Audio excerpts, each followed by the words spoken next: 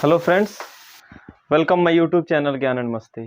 और दोस्तों, अभी हम लोग क्लास 10th का फर्स्ट चैप्टर स्टार्ट करने वाले हैं, जिस चैप्टर का नाम है वास्तविक संख्याएं। ठीक है, वास्तविक संख्या को अंग्रेजी में हम लोग कहते हैं रियल नंबर्स।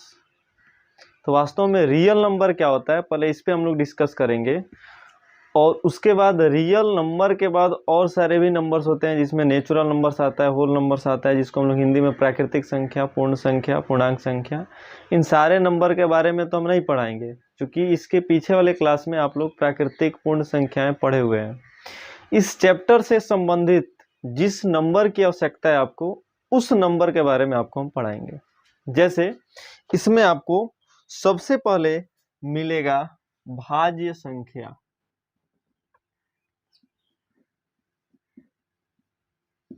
भाज्य संख्या, उसके बाद मिलेगा आपको अभाज्य संख्या, जिसको प्राइम नंबर कहते हैं हम लोग अंग्रेजी में।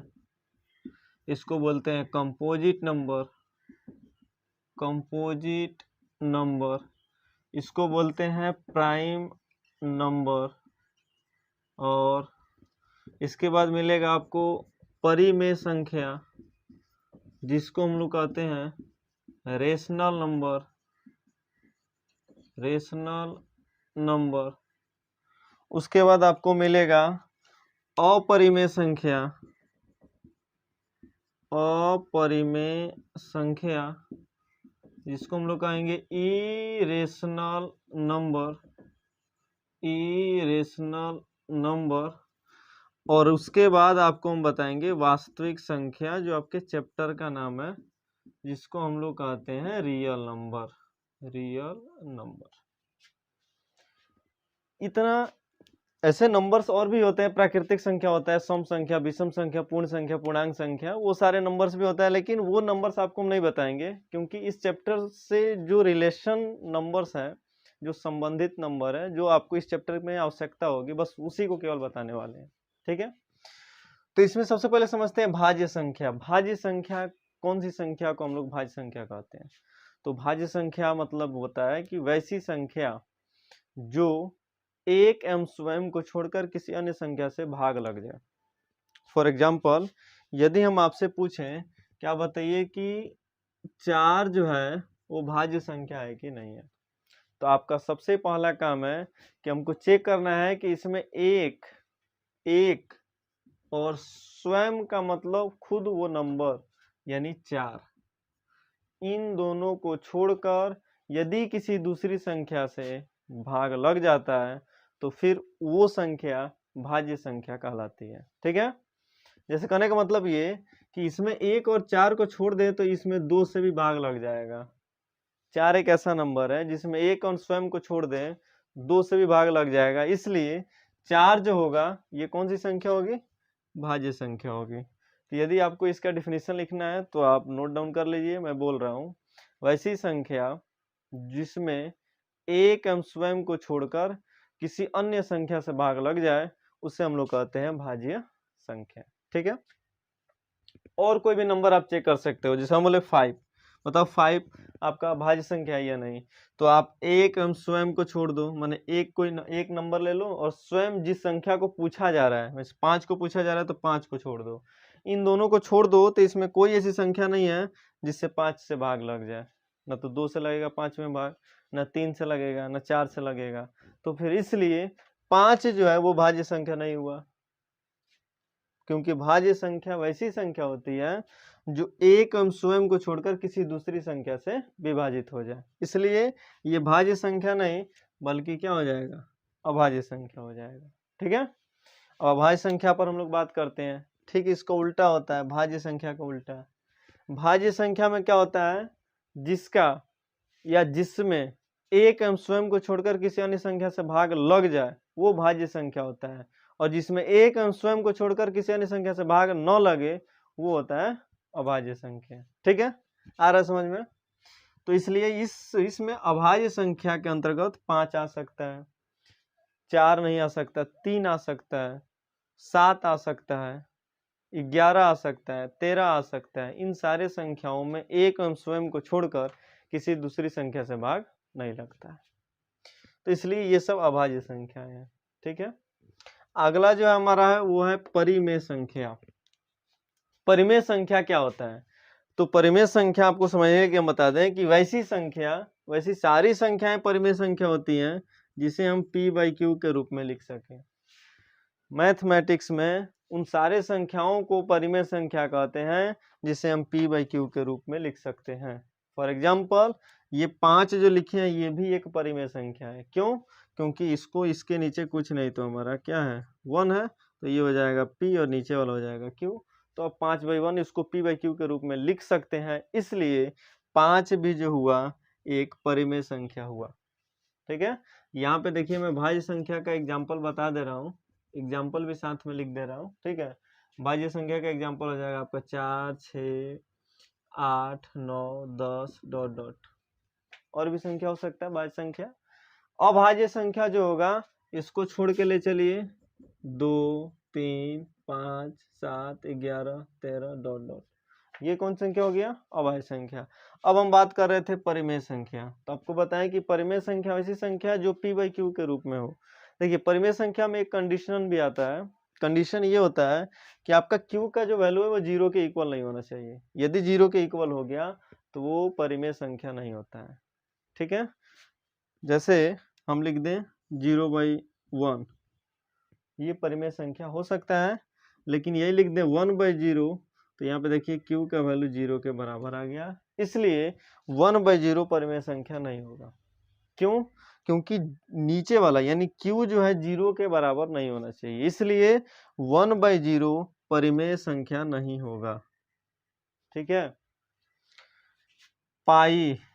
पाई आप लोग नंबर पढ़ते हैं, पाई का जो वैल्यू होता है वो होता है 22/7। 22/7। ये बहुत रोचक बात है कि पाई जो है वास्तव में एक इरेशनल नंबर है, यानी अपरिमेय संख्या है, लेकिन इसका वैल्यू जो है 22/7 ये परिमेय संख्या है। ये आप हमेशा याद रखिए, एग्जाम में कभी कभी कंफ्यूज करने के लिए आपको दे सकता है कि 22/7 कौन सी संख्या है, फिर आप क्या बताइएगा? तो 22/7 एक परिमेय संख्या है, लेकिन 22/7 जो है वो पाई का मान होता है, और पाई है वो एक अपरिमेय संख्या है।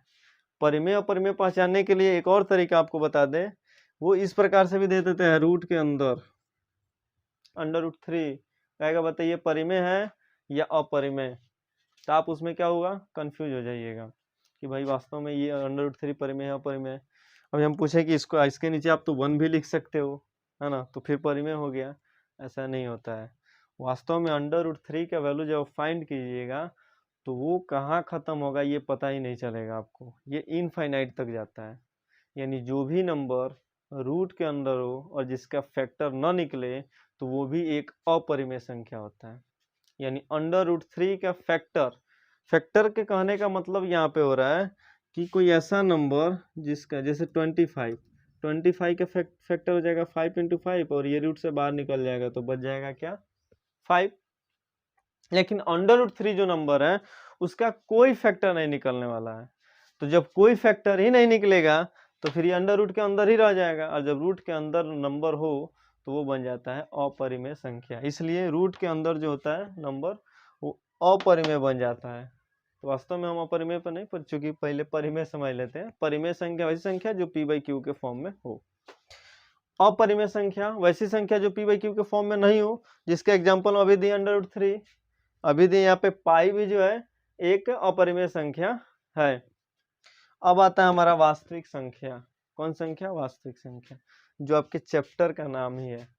तो वास्तविक संख्या को हम बता दें कि वास्तविक संख्या वैसी संख्या होती है जो परिमेय और अपरिमेय को मिलाने से बनती है।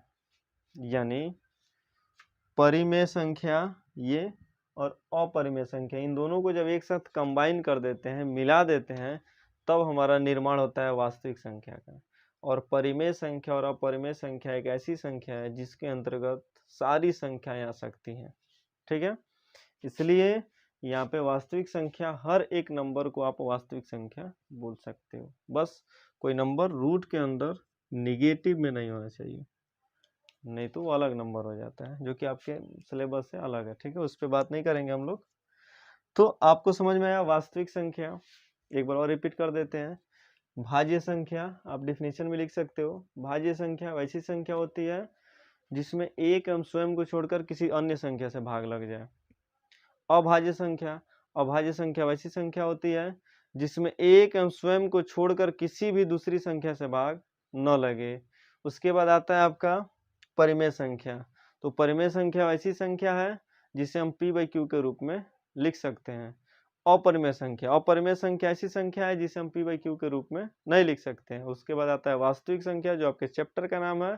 तो वास्तविक संख्या परिमेय और अपरिमेय संख्या को मिलाने से वास्तविक संख्या का निर्माण होता है। तो ये आपका था चैप्टर का इंट्रोडक्शन का वीडियो, जो कि बहुत ही इम्पोर्टेंट है, क्योंकि अभी आप लोग जब आगे बढ़ेंगे एक्सरसाइज में तो आपको बताया जाएगा कि सिद्ध कीजिए कि ये भाज्य संख्या है। तो भाई भाज्य संख्या पता रहेगा तभी तो सिद्ध कीजिएगा कि भाज्य संख्या कैसी संख्या कहते हैं। हाँ, एक और बात, भाज्य संख्या का दूसरा डेफिनेशन भी हो सकता है कि जिस संख्या का गुणनखंड 2 से अधिक हो जाए उसको हम लोग भाज्य संख्या कहते हैं। भाज्य संख्या किसे कहते हैं?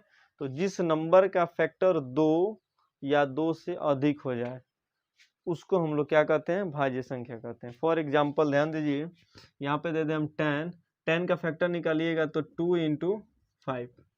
तो जिस संख्या का फैक्टर 2 गो नंबर आ जाए या 2 से अधिक आ जाए तो भी उसको हम लोग क्या कहते हैं? भाज्य संख्या कहते हैं। यही यदि हम 11 का फैक्टर निकालें तो 1 × 11, तो 1 को काउंट नहीं किया जाता है, 1 को यदि छोड़ते हैं तो 11 होगा। 11 अकेले नंबर है तो इसलिए ये भाज्य संख्या नहीं हुआ। ये इसलिए बता दिए क्योंकि आगे जो हम लोग सिद्ध करेंगे वो इसी बेस पर करेंगे। जब हमको देगा कोई नंबर की बताइए कि ये भाज्य संख्या है तो क्यों है, तो हम उसका पहले फैक्टर निकालेंगे और यदि उसका फैक्टर 2 या 2 से अधिक आ गया तो हम लिख सकते हैं कि वह एक भाज्य संख्या है।